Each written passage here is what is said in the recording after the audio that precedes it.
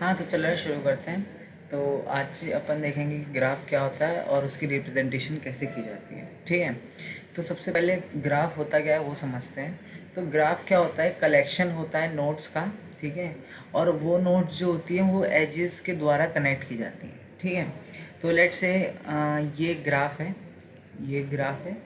तो इसमें नोड्स क्या हैं, इसमें नोड्स हैं 1, 4, 5, 2, 3, ये नोड्स हैं, ये ऐसे वर्टिसेस भी कहते हैं। ठीक है, और इन दोनों के बीच का जैसे 1 और 2 है। ठीक है, इन दोनों के बीच अगर कोई रिलेशनशिप है, ठीक है, तो वो किससे दिखाई जाएगी, वो हम उसे एज से रिप्रेजेंट करेंगे। तो जो दो नोड के बीच में एक पाथ होता है उसको हम कहते हैं एजेस। ठीक है, तो अब हम इसे रिप्रेजेंट करना सीखेंगे।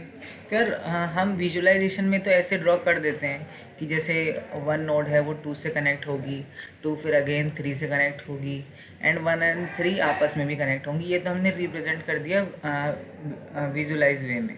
ठीक है, विजुअलाइज कर दिया। पर यार अब इसे स्टोर कैसे करेंगे कंप्यूटर में, वो देखते हैं। तो इसके दो तरीके होते हैं, एक होता है एडजेसेंसी मैट्रिक्स। ठीक है, एडजेसेंसी मैट्रिक्स, और एक होता है एडजेसेंसी लिस्ट। ठीक है, ये इसके दो तरीके होते हैं। तो पहले देखेंगे कि एडजेसेंसी मैट्रिक्स क्या होती है। तो देखो, एडजेसेंसी मैट्रिक्स क्या होती है, वो n क्रॉस n मैट्रिक्स होती है। ठीक है, जहाँ पे n क्या होती है, number of nodes, number of nodes. तो अगर तुम्हारे ग्राफ में नंबर ऑफ नोड्स लेट से 7 हैं, तो तुम्हें 7 क्रॉस 7 की मैट्रिक्स लगेगी उसे स्टोर कराने के लिए। तो n क्या है, नंबर ऑफ नोड्स। ठीक है, तो उसे देखते हैं कि हम कैसे रिप्रेजेंट कर सकते हैं। ये अपना ग्राफ था। तो यार देखो, ये जो एज है ये बाई डायरेक्शनल एज है। बाई डायरेक्शनल एज का क्या मतलब होता है कि इस एज की मदद से हम 1 से 2 पे भी जा सकते हैं और 2 से 1 पे भी जा सकते हैं। ठीक है, अगर ये एज लेट्स सपोज ऐसी होती, तो इस एज का मतलब होता है कि हम 1 से सिर्फ 2 की तरफ जा सकते हैं, रिटर्न नहीं आ सकते, मतलब 2 से 1 नहीं आ सकते। पर ऐसा नहीं है, ये बाई डायरेक्शनल एज है। ठीक है, तो इसे समझते हैं कि कैसे बनेगी। तो देखो, हमारे ग्राफ में कितनी नोड है, 5 नोड है। तो जो हमारी एडजेसेंसी मैट्रिक्स बनेगी वो 5 क्रॉस 5 की बनेगी। तो मैं 5 क्रॉस 5 की मैट्रिक्स बना लेता हूँ, या नंबरिंग कर देता हूँ 1, 2, 3, 4, 5। ठीक है, और यहाँ नंबरिंग कर देते हैं 1, 2, 3, 4, 5। अगर देखो, अगर कोई भी नोड, अगर मैट्रिक्स का आई कॉमा जे, मैट्रिक्स का आई कॉमा जे 1 जब होगा, 1 जब होगा जब आई और जे के बीच में अगर कोई एज है, तो matrix of i comma j 1 होगा, else matrix of i comma j equal to 0 होगा। ठीक है, तो देखो, क्या 1 से 1 के बीच में कोई एज है, नहीं है। अगर 1 से, अगर एक ऐसा होता, मान लो लूप होता, तो 1 से 1 में एक एज होती, पर ये तो नहीं है। तो अब नहीं है तो ये कितना हो जाएगा, 0। ठीक है, 1 से 2 के बीच में एज है, हाँ यार 1 से 2 के बीच में एज है, और वो बाई डायरेक्शनल एज है। हाँ, वो बाई डायरेक्शनल एज है, उसे ड्रॉ कर लेते हैं, ये वाली एज थी। ठीक है, तो 1 से 2 के एज में 1 कर दिया। अब 1 से 3 पे कोई एज है, नहीं है, तो इसे 0 कर दिया। 1 से 4 कोई एज है, यस है, तो इसे 1 कर दिया। एंड 1 से 5 कोई एज नहीं है, इसको 0 कर दिया।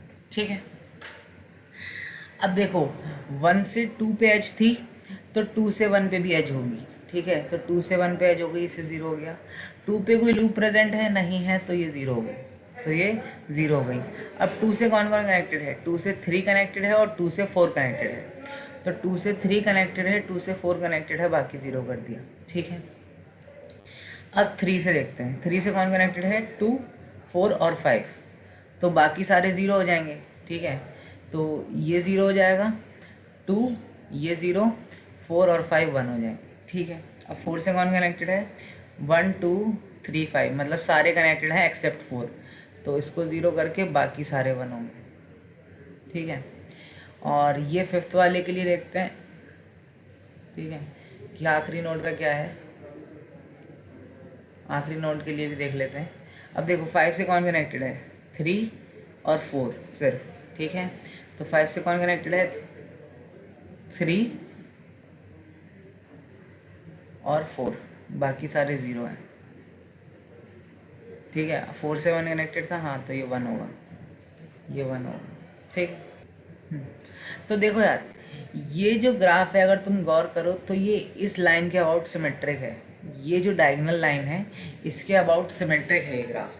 सिमेट्रिक्स का मतलब कि तुम्हें हर आई कॉमा जे के लिए, ठीक है, अगर लेट से तुम्हारा मैट्रिक्स ऑफ आई कॉमा जे, अगर तुम्हारा matrix of i comma j 1 है, ठीक है, तो मैं कह रहा हूँ कि मैट्रिक्स ऑफ जे कॉमा आई भी 1 होगा, ये भी 1 होगा। कैसे समझते हैं?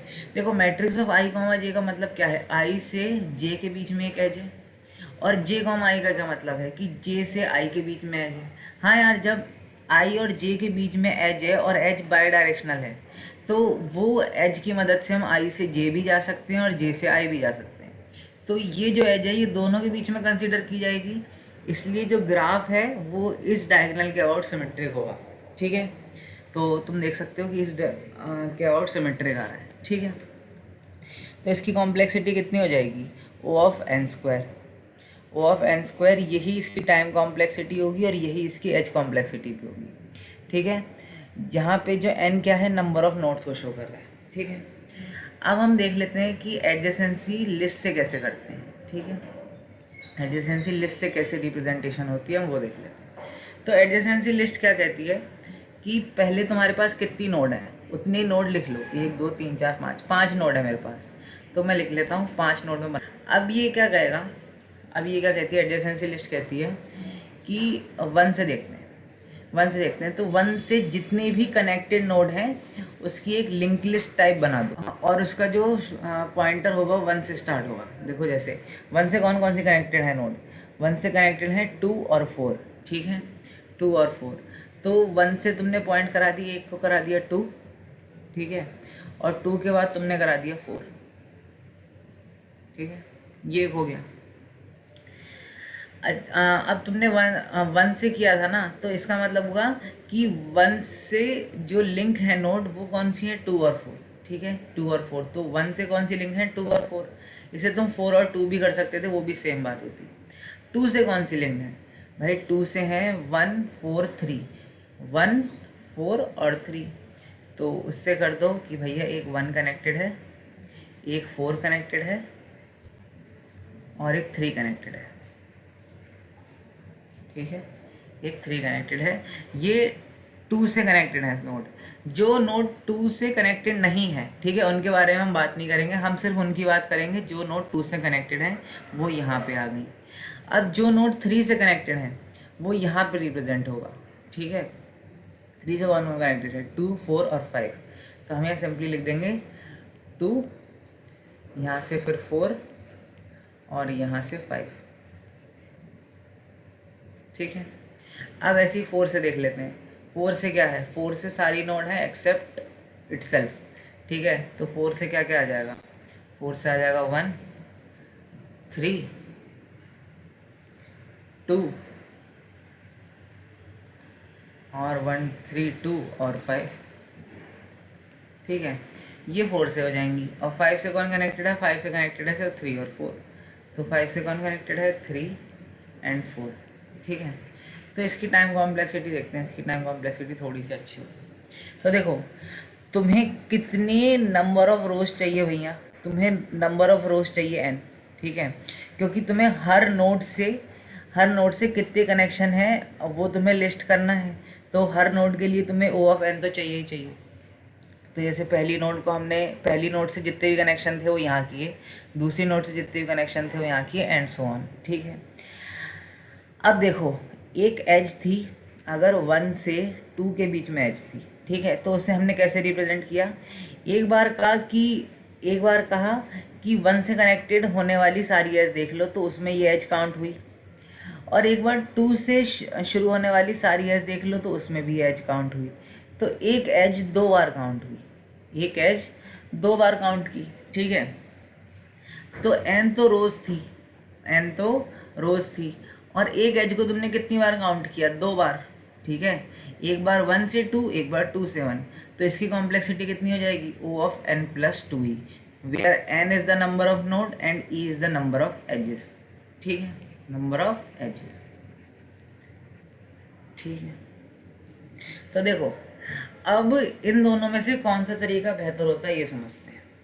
अगर तो तुम्हारा ग्राफ डेंस है, अगर जो तुम्हारा ग्राफ है वो डेंस है, डेंस ग्राफ का मतलब कि डेंस ग्राफ का मतलब ये होता है कि हर नोड से हर नोड के लिए एक एज है।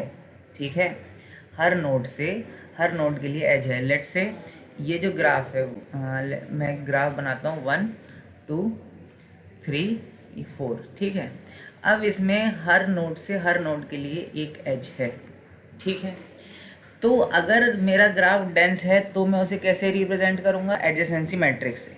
ठीक है, क्योंकि वो ओ ऑफ एन स्क्वायर लेगा, ओ ऑफ एन स्क्वायर लेगा, और हर नोड से हर नोड के लिए पाथ होगा, तो जो सारी एंट्रीज होंगी वो 1 होंगी। ठीक है, एक्सेप्ट द डायगोनल।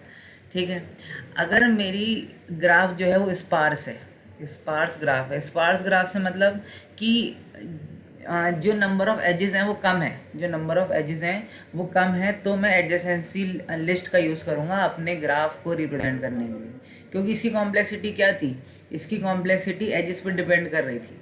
अगर एजेस लेट से कम होंगी, अगर एजेस लेट से कम होंगी तो जो ग्राफ रिप्रेजेंट करने का स्पेस और जो टाइम है वो दोनों बच जाएगा। ठीक है, तो एडजेसेंसी लिस्ट का यूज़ करूँगा। ठीक है, और अगर डेंस होगा तो मैट्रिक्स का इस्तेमाल करूँगा। अगर अच्छा लगे, अगर समझ आया तो please like share and subscribe करना है। थैंक यू यार।